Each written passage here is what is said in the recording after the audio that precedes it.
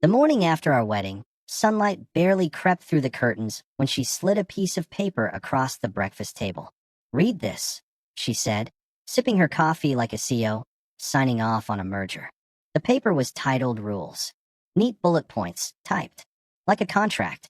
No female friends. All finances shared. Major decisions require my approval. Family visits will be supervised. No arguments in front of my parents. I remember the way she looked at me then, smug, expectant, as if waiting for applause. I didn't say a word. I folded the list once, twice, tucked it into my wallet.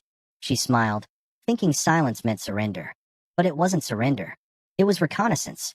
Because by the time her father stormed into our house 3 days later, red-faced, trembling, voice cracking, I'd already moved the first piece on the board. He shouted, "Do you realize what you just cost this family?" She froze. Her coffee cup slipped from her hand, shattered on the tile. I didn't move. I just looked at him, calm as ever, and said, "Yes, I do." I met her in a place that makes everyone pretend they're better than they are, a charity gala. She was magnetic, confident, beautiful in that way power always is. Her father owned a real estate empire. She was his heir apparent. I wasn't poor, just middle class with ambition sharp enough to cut through marble. I ran my own design firm. We met over a proposal. Her family wanted to modernize one of their properties. She liked that I spoke to her like an equal. I liked that she seemed to believe in me. For a while, she did. She called me steady, loyal, the only man who doesn't need my money. But people like her, they mistake stability for weakness. By the time we got engaged, her father's tone had shifted from polite to proprietary. "You'll be joining our family," he said, like it was a promotion. And I, the fool, thought marriage was about partnership. Turns out, it was about assimilation. It started small. The first week after the wedding, she forgot to transfer half the payment for our joint property. Then she accidentally replaced the firm's name on a client contract with her family companies. When I confronted her, she smiled. "Relax. It's all the same. We're married now." That was the moment I knew. I wasn't her husband. I was her acquisition. Later that night, I found the original version of her rules document in our printer's memory. The file was titled Prenup Addendum _V3. Addendum. Not list. Addendum. Her father's initials were in the metadata. The rules weren't hers. They were his, a leash disguised as marital compromise. I didn't confront her. I watched. Every call she took in the study. Every bank transfer disguised as home expenses. Every dinner where her father suggested I work under him. By the second week, I had enough evidence to map the full design. They wanted control of my company, a merger masked as marriage. So I smiled more, agreed to everything, and started building my counteroffer. Rule number 1 in war: never fight on your enemy's terrain. So I changed the field. Quietly. Move 1. I created a new holding company, Graylight Design Holdings LLC, registered under my cousin's name, but with me as silent partner. Move 2. I transferred all my firm's intellectual property, blueprints, client lists, trademarks, to Graylight. On paper, my original company looked empty. Move 3. I agreed to a joint financial account, as she requested. Then I linked it to a monitoring system that logged every transaction. Every cent she moved into her father's accounts. I tracked, documented, timestamped. Move 4. I hired a forensic accountant. Quietly. Through a lawyer who owed me a favor. Within days, he discovered her father's shell companies, 5 of them, funneling money through offshore accounts. In Move 5, I reached out to his largest investor, a rival developer who'd once lost a project because of her father's underhanded tactics.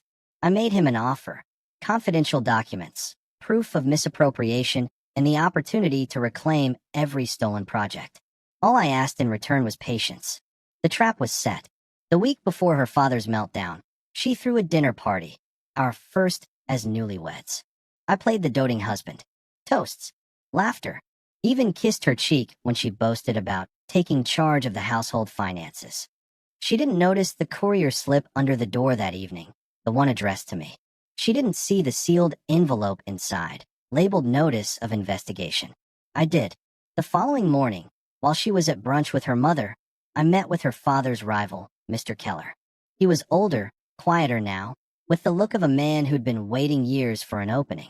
When I handed him the files, he just said, this is going to burn him. By the time I got home, her father's empire was already cracking.